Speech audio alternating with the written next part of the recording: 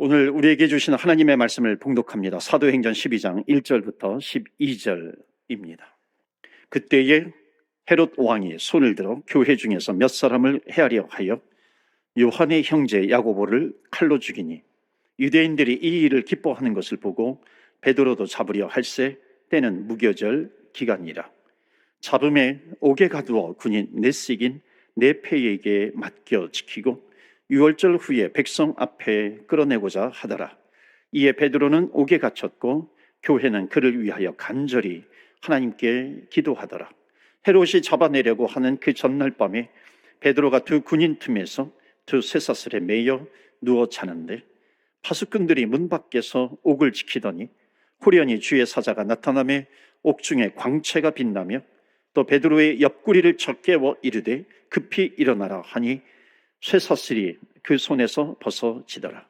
천사가 이르되 띠를 띠고 신을 신으라 하거늘 베드로가 그대로 하니 천사가 또 이르되 겉옷을 입고 따라오라 한데 베드로가 나와서 따라갈새 천사가 하는 것이 생시인 줄 알지 못하고 환상을 보는가 하니라. 이에 첫째와 둘째 파수를 지나 시내로 통한 쇠문에 이르니 문이 저절로 열리는지라. 나와서 한 거리를 지나매 천사가 곧 떠나더라. 이에 베드로가 정신이 들어 이르되 내가 이제야 참으로 주께서 그의 천사를 보내어 나를 헤롯의 손과 유대 백성의 모든 기대에서 벗어나게 하신 줄 알겠노라 하여. 12절 말씀 다 같이 합독합니다. 깨닫고 마가라 하는 요한의 어머니 마리아의 집에 가니 여러 사람이 거기에 모여 기도하고 있더라. 아멘. 하나님의 말씀입니다. 오늘도 하나님의 말씀에 은혜 받으시고 또 새 힘을 얻으시고 승리하시기를 축원합니다. 오늘 말씀 기도로 옥문을 열라라고 하는 제목으로 말씀을 전합니다. 이번 주와 또 다음 주까지 제가 말씀 또 전하고 지금 예상으로는 8월부터는 지금 로마서 말씀을 가지고 로마서 앞부분을 가지고 좀 은혜를 나눌까 합니다. 기도하면서 준비하고 있습니다. 오늘은 기도로 옥문을 열어라. 1절, 2절 말씀을 다시 한번 보여주시겠어요? 거기에 보시면 그때에 헤롯 왕이 손을 들어 교회 중에서 몇 사람을 헤아려 하여 요한의 형제 야고보를 칼로 죽이니. 헤롯 왕이 나오죠. 헤롯 왕은 헤롯 아그리빠입니다. 예수님께서 태어나실 때 그때 헤롯 대왕이 있었고요. 여기 헤롯 아그리빠는 그의 이제 손자가 됩니다. 헤롯 왕은 분봉 왕입니다. 그러니까 분봉 왕은 그 팔레스타인 지역의 그 지역의 왕으로 세우는 거죠. 그래서 이 지역 분봉 왕이 헤롯이고, 그 당시에 이 분봉 왕은 누가 임명을 하냐면 로마의 황제가 임명을 합니다. 그 당시에 로마 황제는 그 이름도 유명한 네로 황제였습니다. 기독교인들을 엄청나게 많이 핍박했죠. 그러니까 로마의 그 대형 화재가 나타납니다.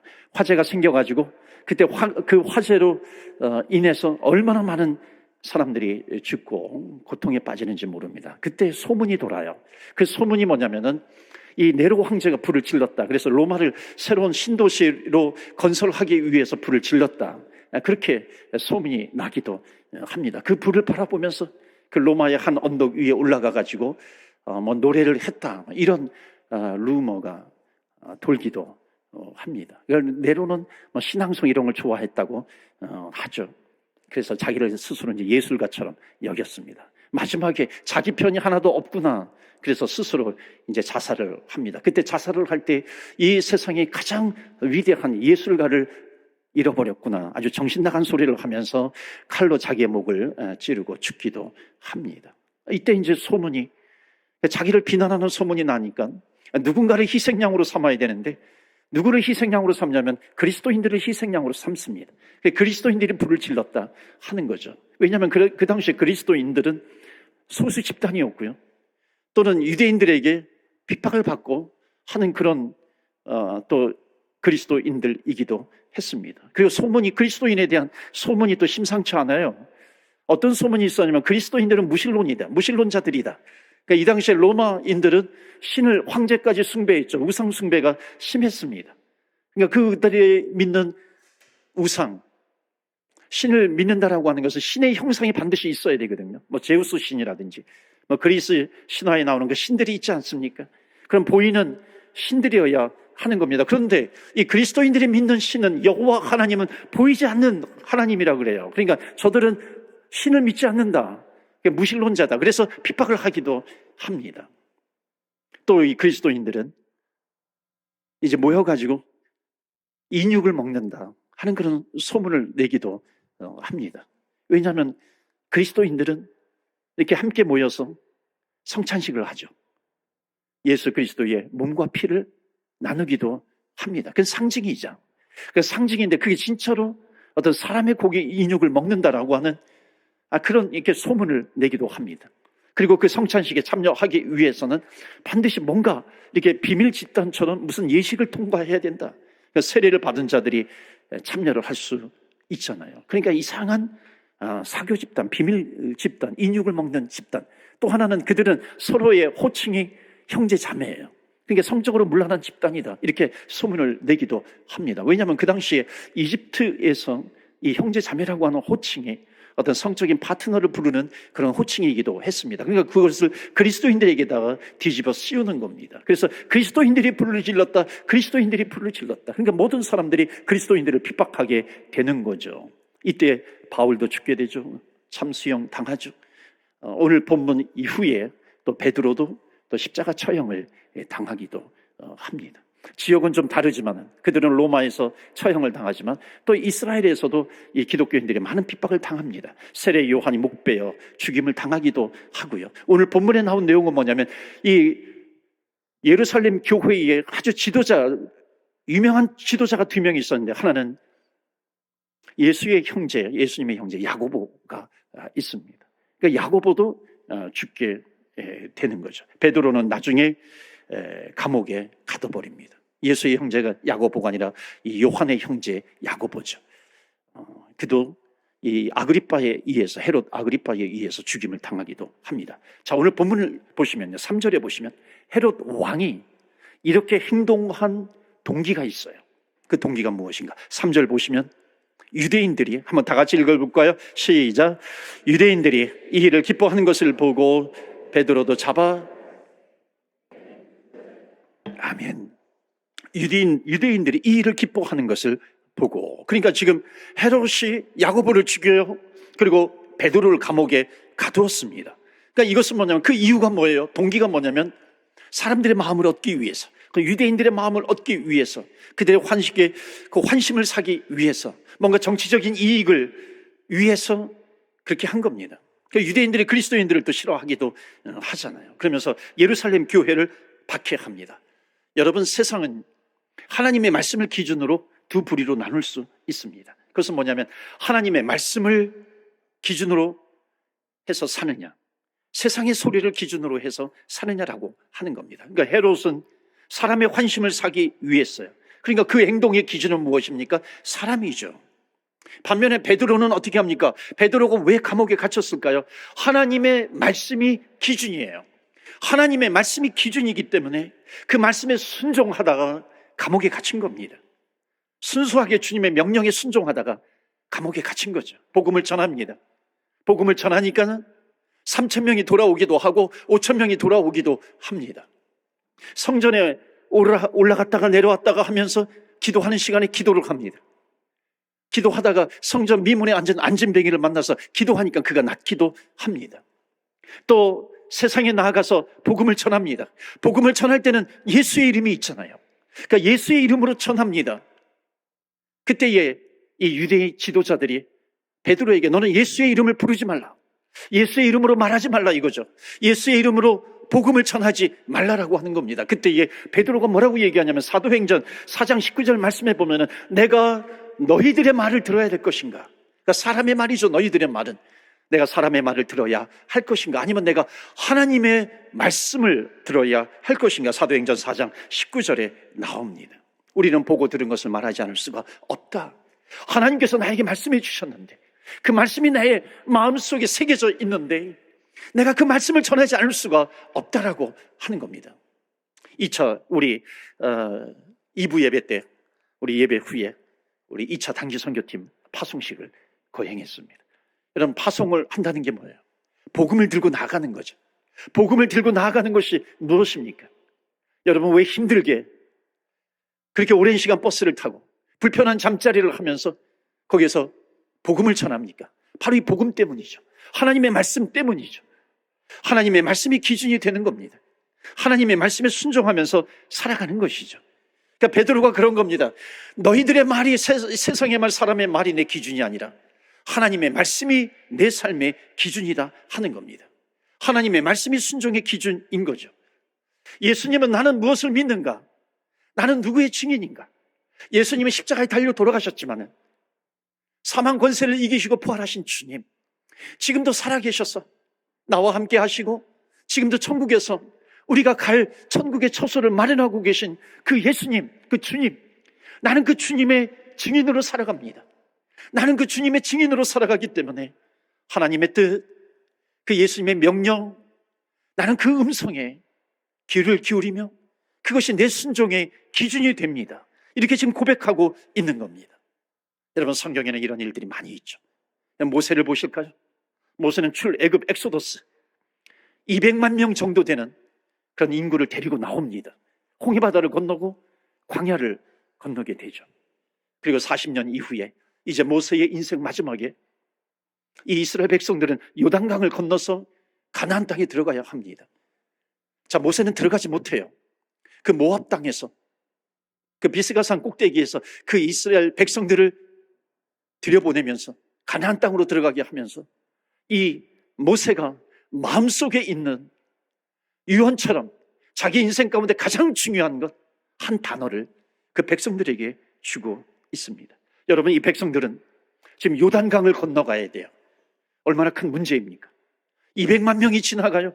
지금은요, 이스라엘 성지순례 하다 보면 이 요단강이 굉장히 낮아요. 그런데 그 당시에는 깊었습니다. 그런데 그곳을 건너갈 수 있는 무슨 장비가 있는 게 아니죠. 도구가 있는 게 아닙니다. 근데 거기를 건너가야 하는 숙제가 있어요. 또 그걸 요단강을 건너가면 끝인가요? 아니요, 그들을 기다리고 있는 난공불락의 여리고성이 있어요. 그들은 또 싸움도 잘해요. 전쟁도 잘해요. 그곳에 들어가서 그 여리고성 사람들과 군인들과 싸워야 됩니다. 어떻게 우리가 저 가나안 땅에 들어갈 수 있을까? 어떻게 요단강을 건너갈 수 있을까? 어떻게 여리고성과 싸워서 이길 수 있을까? 가나안 땅에 들어가서 우리가 앞으로 우리 민족이 어떻게 살아가야 할 것인가? 이런 물음이 있어요. 그때 세상에 많은 소리들이 있습니다. 사람의 소리들이 있죠. 여러분, 질문에는 세상의 소리들이 있습니다. 세상의 정답들이 난무하는 거죠. 그들과 싸우려면 좋은 무기가 있어야 된다. 또는 아주 좋은 훈련받은 그런 군사들이 있어야 한다. 또는 그 요단강을 건너가기 위해서 이런 방법을 써야 된다. 세상은요, 이런 방법을 써야 된다. 저런 방법을 써야 된다. 이런 소리들이 아주 난무합니다. 그런데 모세는 하나님께서 주신 답을 알고 있는 겁니다. 그 여리고성은 어떤 무기로 정복될 수 있는 땅이 아니다. 어떤 사람의 지식과 사람의 능력으로 어떤 기술로 강을 건널 수 있는 것이 아니다. 모세의 마음속에 있는 한 가지 단어를 이스라엘 백성들에게 주고 싶은 거예요. 나누고 싶은 겁니다.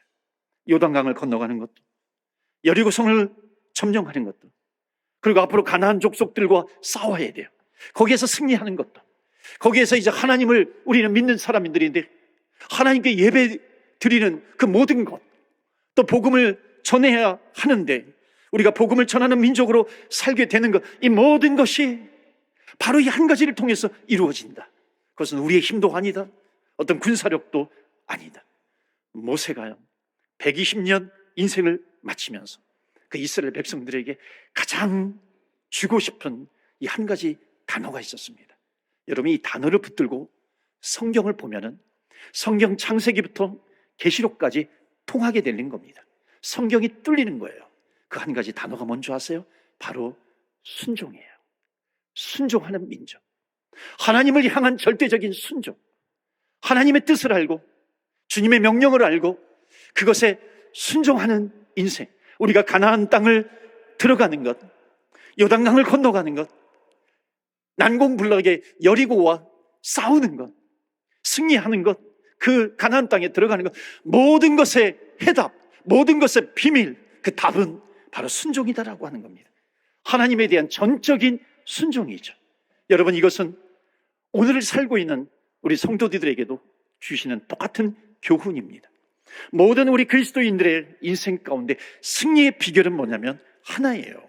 그 비결은 하나, 하나님의 말씀에 대한 절대적인 순종입니다.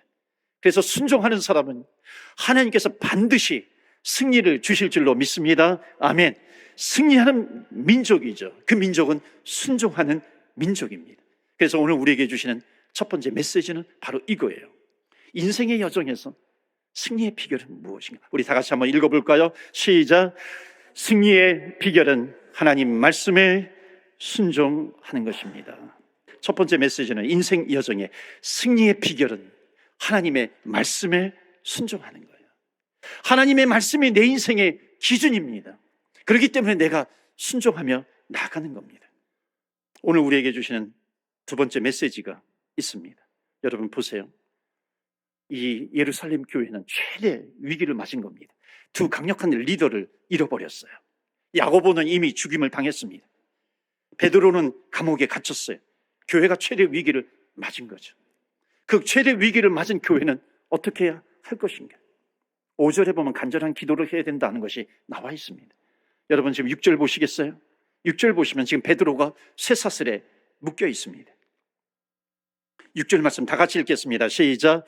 헤롯이 잡아내려고 하는 그 전날 밤에 베드로가 두 군인 틈에서 두 쇠사슬에 매여 누워 자는데 파수꾼들이 문 밖에서 옥을 아멘. 도망갈 구멍이 없는 겁니다. 지금 쇠사슬에서 빠져나오는 것은 불가능하다는 것이죠. 4절에 보면은 4인조 이 군인들이 지키고 있습니다. 둘은 베드로 또 왼쪽에, 둘은 오른쪽에 또 배치되어 있어요. 6절에 보면 아마도 뭐 한 사람은 뭐 팔을 잡고 있고 한 사람은 다리를 잡고 있는 것 같아요. 베드로는 그 틈에서 잠을 자고 있습니다. 두 팔에는 뭐 사슬이 지금 채워져 있습니다. 감옥 밖에는 파수병들이 지금 지키고 있는 거죠. 이것은 뭐예요? 4중 8중으로 지금 경기를 하고 있어요. 그렇기 때문에 이것을 뚫어낼 수 있는, 탈옥할 수 있는 재간이 없다는 겁니다. 우리가 영화를 보면은 뭐 그 탈옥하는 그런 영화들이 있잖아요. 아주 아슬아슬하게, 아주 촘촘히 이렇게 막혀 있는 그곳을 이렇게 뚫고 지나가는 겁니다. 스릴이 넘치잖아요. 그런데 지금 말씀 보시면요, 지금 베드로는 탈출할 수 있는 그런 구멍이 없습니다. 불가능한 그런 환경이죠. 자, 오늘 본문을 통해서 우리에게 주시는 교훈이 있습니다. 그것은 뭐냐면 이런 불가능한 상황 속에서도 전능하신 하나님께서 그 감옥의 문을 열어주실 것을 믿느냐라고 하는 거예요. 그 감옥의 문을 열어주시는 전지전능하신 하나님, 그 하나님으로 너희들은 믿고 있는가? 여러분, 기적이 나타났어요. 천사가 내려옵니다. 천사가 베드로를 깨워요. 그리고 쇠사슬이 풀립니다. 천사가 나를 따라오라 그래요. 감옥문이 스르르 열리게 됩니다. 베드로는 어떻게 생각한 거예요? 이게 꿈인가 생시인가? 우리도 그렇게 생각할 때가 있잖아요. 정신없이 따라갑니다. 사랑하는 성도 여러분, 하나님은 어떤 분이십니까? 하나님께서는 어떤 환경 속에서도 우리를 구원시켜 주시는 하나님이신 줄로 믿습니다. 아멘. 어떤 환경 가운데서도요. 여러분, 이것은 무엇을 이야기합니까? 우리가 고백하는 전지전능하신 하나님, 정말 우리는 전지전능하신 하나님으로 고백하는데 우리가 그것을 믿고 고백하는 것입니까? 아니면 그냥 많이 들어왔던 거기 때문에 마치 세상의 소리처럼 그렇게 그냥 우리는 고백하고 얘기하고 있는 것입니까? 전지전능하신 하나님, 전지전능하신 하나님이라고 하는 것은 어떤 불가능한 속에서도 너무나도 지금 상식적인 일들이 벌어지고 있는데 그러한 상황 속에서도 그 상식을 초월해서 역사하시는 그런 하나님이심을 너희들이 믿고 있는가? 지금 본문의 말씀 우리에게 그렇게 주고 있어요. 그렇다면 우리가 그 하나님을 우리가 어떻게 체험할 수 있는 것인가? 전능하신 하나님은 누가 체험하는 것인가? 그 말씀이 바로 5절이에요. 분명하게 답을 주고 있습니다. 5절과 12절이죠. 5절에 보면 이에 베드로는 옥에 갇혔고 교회는 그를 위하여 간절히 하나님께 기도하더라. 우리 5절 말씀 다 같이 읽겠습니다. 시작. 이에 베드로는 옥에 갇혔고 교회는 그를 위하여 간절히 하나님께 기도하더라. 아멘. 액센트가 어디에 있어요? 간절히. 베드로가 옥에 갇힌 곳에 액센트가 있나요? 아니면 그를 위하여 간절히 기도하였더라, 여기에 액센트가 있나요? 혹시 우리의 삶의 액센트는 감옥에 갇힌 것이 내 인생의 강조점 아닌가요? 나는 여기에 묶여 있어, 나한테는 이런 어려운 환경이 닥쳐 있어. 아니죠. 전능하신 하나님을 믿는 사람은 거기에 액센트가 있는 게 아니에요. 간절히 하나님께 기도하더라. 간절히 주님 앞에 기도하는 이 예루살렘 교회입니다. 그런 의미에서 우리 5절 다시 한번 읽겠어요. 어디에 강조점을 둬야 되는지 우리는 너무나도 잘 압니다. 우리 한 번 더 읽겠어요. 시작. 이에 베드로는 옥에 갇혔고 교회는 그를 위하여 간절히 하나님께 기도하더라. 아멘. 간절히 기도하였더라. 이게 비결이죠. 이게 승리의 비결입니다. 12절 말씀 한번 보실까요? 12절에 보시면 깨닫고 마가라 하는 요한의 어머니 마리아의 집에 가니 여러 사람이 거기에 모여 기도하고 있더라. 이 마가의 다락방입니다. 그러니까 마가의 다락방에 모여서 간절히 중보 기도하는 초대교회의 중보 기도 팀입니다. 그래서 오늘 우리에게 주시는 두 번째 메시지가 있어요. 우리의 인생의 여정 가운데 승리의 비결은 무엇인가? 우리 두 번째 메시지 보여주시겠습니까? 우리 다 같이 읽겠습니다. 시작. 승리의 비결은 간절한, 아멘. 승리의 비결은 간절한 기도다. 여러분, 하나님을 향한 기도예요. 우리가 하나님을 믿을 때 하나님의 기적이 온다는 것을 여러분 믿으십니까? 아멘. 이 말씀은 뭐냐면 기도에 하나님께서 반드시 응답하신다는 겁니다. 그러니까 반드시 기도에 응답하기 때문에 너희들은 포기하지 말아라, 너희 인생 가운데 낙심하지 말아라 하는 거죠. 응답을 기다리면서 간절히 주님께 기도하라 하는 것입니다. 여러분, 때가 되면 하나님께서 반드시 응답해 주시는 하나님이십니다. 헤롯 왕은 이 예루살렘 교회를 지금 붕괴시키려고 작정하고 있습니다. 지도부를 완전히 무너뜨리려고 하는 거죠. 최대의 위기입니다. 최대의 위기 앞에 선 이 예루살렘 교회, 그들에게는 어떤 무기가 있어요? 세상이 말하고 있는 최대의 무기, 그런 무기는 없지만 최고의 무기를 가지고 있습니다. 그것은 뭐냐면 기도예요. 간절히 하나님 앞에 기도하였더라. 그 간절이라고 하는 것은 뭐냐면 전능하신 하나님, 전지하신 하나님, 이 모든 것을 알고 계시는 하나님, 우리 베드로가 지금 감옥에 갇혀 있는데 하나님 건져주시옵소서 기도하고 있는 겁니다. 여러분, 우리가 기도한다고 고난이 완전히 사라지나요? 그렇진 않죠. 초대교회 기이한 경험들을 많이 합니다. 그럼에도 불구하고 지도자가 죽어요. 지도자가 옥에 갇힙니다. 자, 이렇다고 해가지고 초대교회가 무슨 결사대를 모집을 해가지고 꺼내나요? 조직해가지고 같이 전쟁을 하나요? 그렇지 않았어요. 초대교회는 어떻게 하냐면 오로지 기도하였더라. 간절히 기도하였더라. 여러분, 예루살렘 교회의 특징입니다. 예루살렘 교회는 모든 기독교 역사 가운데 모든 시대의 모든 세대의 교회들이 본받고 싶어하는 교회가 초대교회이죠. 예루살렘 교회이죠. 그래서 우리들도 문제만 생기면, 어려운 난관에 봉착하면은 우리가 고백하는 것이 뭐냐면, 소리치는 것이 뭐냐면 초대교회로 돌아가자, 초대교회로 돌아가자. 여러분, 초대교회로 돌아가자라고 하는 그런 소리가 많이 있어요. 그런데 초대교회의 특징은 뭐냐면 오로지 기도하더라. 간절히 하나님께 기도하더라. 그 간절히 기도하는 것은 뭐예요? 전지전능하신 하나님에 대한 믿음이에요.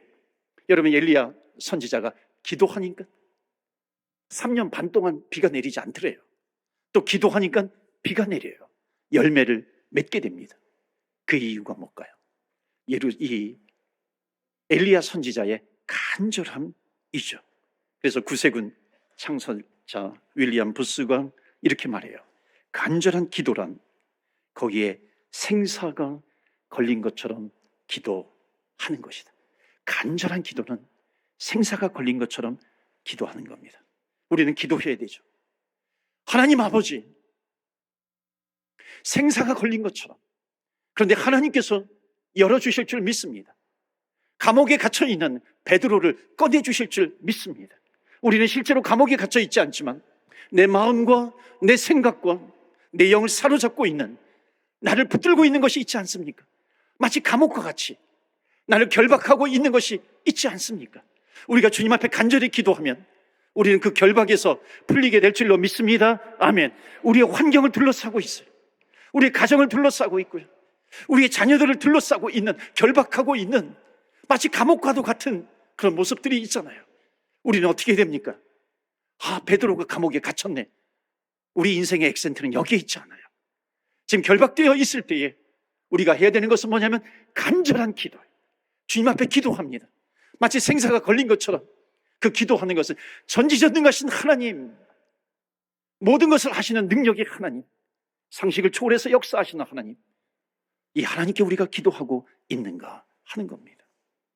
여러분, 초대교회는 마지막 메시지는 이거예요. 기도 한 번으로 끝나지 않습니다. 베드로가 석방되기까지 기도합니다. 세 번째 메시지는 이겁니다. 다 같이 읽어볼까요? 시작. 승리의 비결은 지속적인 기도입니다. 아멘. 여러분, 간절한 기도와 함께 지속적으로 기도하면 주님께서 우리에게 주신 약속이 뭐예요? 너희는 아무것도 염려하지 말고 오직 모든 일에 기도와 간구로 너희 구할 것을 감사함으로 하나님께 아뢰라.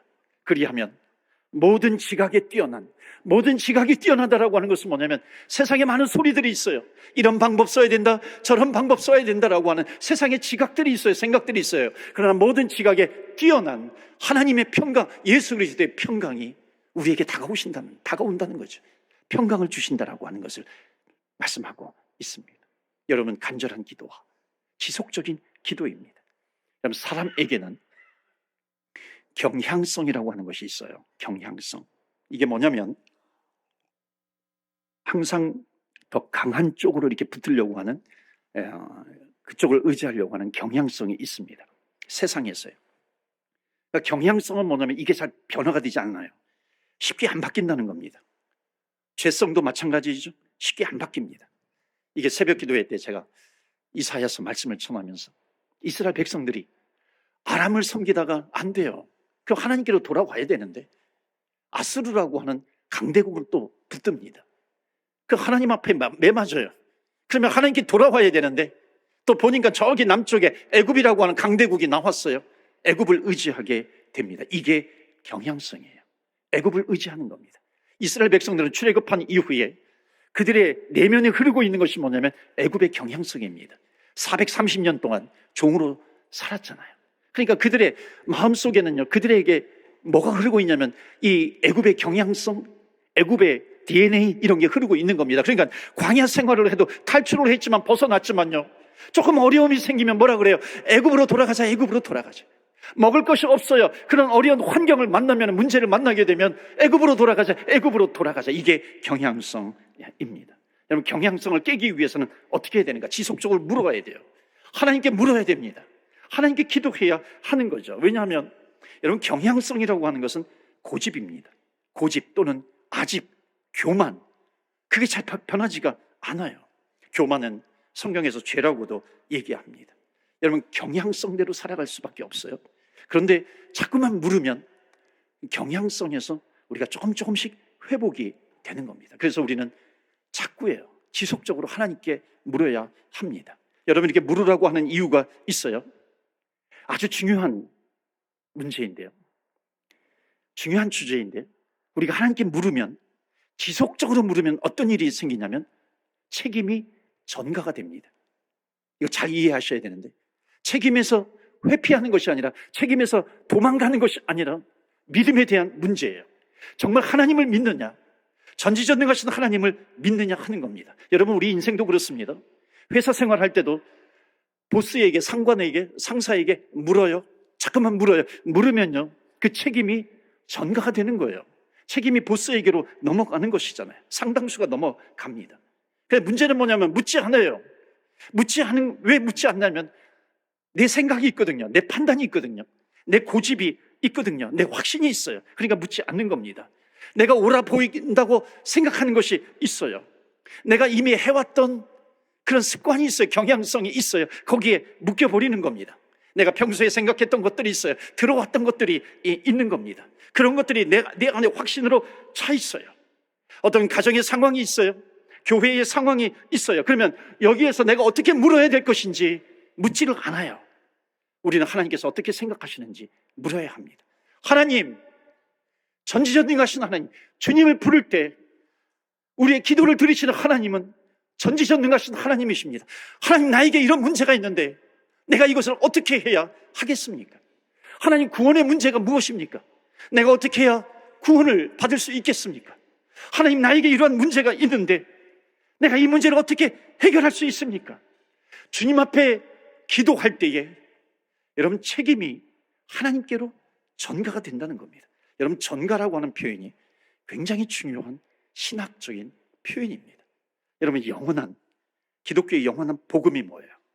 예수님께서 하늘의 영광의 보좌를 버리시고 이 땅에 내려오셔서 우리의 죄를 짊어지시고 십자가에 죽으신 예수 그리스도, 우리의 죄를 지시고 십자가에 죽으신 주님께서 사망까지 가셨다가 사망 권세를 이기시고 부활하셨어요. 이 예수님을 믿느냐? 이 예수님을 믿으면 우리의 죄가 전가가 돼요. 옮겨진다는 것입니다. 구원이라고 하는 것은 반드시 우리의 죄가 전가가 되는 것입니다. 그러니까 전가라고 하는 것은 옮겨지는 겁니다. 내 죄가 옮겨져야. 아울러 우리가 기도하면 어떤 일이 벌어지는 것인가? 내 문제가 하나님께로 전가가 되는 겁니다. 내 문제가 하나님의 손에 들려지는 겁니다. 하나님, 나에게 이런 문제가 있어요. 이것이 내 문제인데 전능하신 하나님 기도할 때에 그 문제가 전능하신 하나님의 손에 전가가 되는 겁니다. 그러면 내 관점에서 그 문제를 바라보았던 것이 기도하니까 하나님의 손에 들려졌다는 것은 하나님의 관점에서 그 문제를 바라보게 되는 겁니다. 여러분, 우리가 상황과 얼마나 많이 싸웁니까? 그런데 내 싸움에서 기도하니까 그 싸움이 하나님의 싸움으로 바뀌는 거죠. 내 전쟁이 하나님의 전쟁으로 바뀌게 되는 겁니다. 승리는 어디에서 오는 것인가? 내가 많은 세상의 소리를 통해서 그 중에 하나를 선택해서 내가 잘 해결하면 거기에서 승리를 오는 것인가? 그것이 아니라 나를 자녀 삼아주신 하나님 아버지, 그 하나님께서 나를 구원해 주셨는데 내 문제가 그분의 손에 들려지는 겁니다. 물어야 돼요. 사업의 문제도 물어야 됩니다. 가정의 문제, 자녀의 문제, 자꾸만 간절하게 지속적으로 하나님께 물어야 되는 것이죠. 목회도 물어야 됩니다. 여러분, 제 목회를 하나님께 묻지 않고 해요. 그 마지막은 뭐예요? 망하는 것이죠. 하나님께 물어야 되는 것이죠. 하나님, 하나님의 뜻이 무엇이고 어떻게 순종을 해야 할 것입니까? 물어야 하는 겁니다. 여러분, 기도는 누가 합니까? 막다른 골목에 있는 사람들이 있어요. 막다른 골목이라고 하는 것은 뭐냐면 철저한 자기의 무기력을 느끼는 겁니다. 나는 무기력해요. 나는 힘이 없어요. 그런데 성경을 보니까 성령이 우리의 부족함을 아신대요. 성령님께서 친히 탄식하여 주세요. 우리가 무엇을 구할지 모르기도 해요. 근데 성령께서 친히 탄식하여 주신다. 그렇기 때문에 우리는 확신과 소망을 가지고 담대하게 하나님께 구하는 것입니다. 때로는 이런 사람이 있어요. 내가 기도하는 것이 혹시 잘못 구하는 것 아닌가? 무슨 내 정력으로만 구하는 것 아닌가? 걱정할 필요가 없어요. 전지전능하신 하나님께 우리가 간절히 기도하면 성령님께서 조절해 주신다는 거예요. 성령님께서 조정해 주신다는 겁니다. 그렇기 때문에 우리는 담대하게 하나님 앞에 기도할 수 있습니다. 여러분, 기도는 주님의 노크에 반응하는 겁니다. 볼지어다 내가 문 밖에 서서 두드리노니 누구든지 내 음성을 듣고 문을 열면 내가 그에게로 들어가 그로 더불어 먹고 그는 나로 더불어 먹으리라. 여러분 보세요. 조금이라도 기도하는 마음이 생겼다라고 하는 것은 이겁니다. 주님께서 나에게 찾아오신 거예요. 주님께서 나에게 찾아오신 거기 때문에 이때 내가 기도하면 하나님께서 들어주실까? 들어주시지 않을까? 걱정할 필요가 없다는 겁니다. 담대하게 주님께서 내 안에 오셨기 때문에 주님 앞에 담대하게 나아가 기도하는 겁니다. 그럴 때 영적인 깨달음이 공급이 됩니다. 하나님의 능력이 공급이 되는 것이죠. 너희가 내 안에 내가 너희 안에 있으면 너희는 많은 열매를 맺게 될 것이다. 풍성한 은혜의 열매를 맺는 삶을 살아가게 됩니다. 사랑하는 성도 여러분, 우리의 인생의 여정 가운데 많은 문제를 만납니다. 그때 한숨 쉬고 좌절하고 낙담하는 것이 아니라 하나님의 말씀이 내 인생의 기준입니다. 주님의 말씀을 붙들고 간절하게 하나님 앞에 기도하고 지속적으로 하나님 앞에 기도할 때에 하나님께서 넓은 길로 우리를 인도해 주실 줄 믿습니다. 승리하시는 한 주간이 되시기를 주 예수 그리스도 이름으로 축원합니다. 아멘. 이 시간에 기도합니다. 혹시 여러분 인생의 여정 가운데 걱정과 두려움이 있습니까? 심지어 절망적인 상황이 있습니까? 미래가 불안하십니까? 여러분, 그것을 해결하고자 하는 세상에 많은 소리들이 있습니다. 난무하는 방법들이 있습니다. 그러나 오늘 우리가 기도하지 않겠습니까? 하나님의 말씀에 순종하는 자가 되기를 원합니다. 주님 앞에 말씀 붙들고 간절히 기도합니다. 전지전능하신 하나님이라는 그 믿음을 가지고 지속적으로 기도하겠습니다. 우리 가정과 자녀, 일터, 비즈니스, 인간관계, 우리들보다도 앞서가시는 주님이신 줄 믿습니다. 하나님, 주님을 따라가는 가운데 광야와 같은 삶이든지 요단강을 건너야 되는 삶이든지 해결해야 될 문제를 만나든지 우리를 지켜주시는 하나님의 은혜가 가득 차게 하여 주시옵소서. 우리 다 같이 기도할 때 주의 이름의 능력이 있습니다. 주여, 주의 이름 부르며 기도하며 나아갑니다. 주여.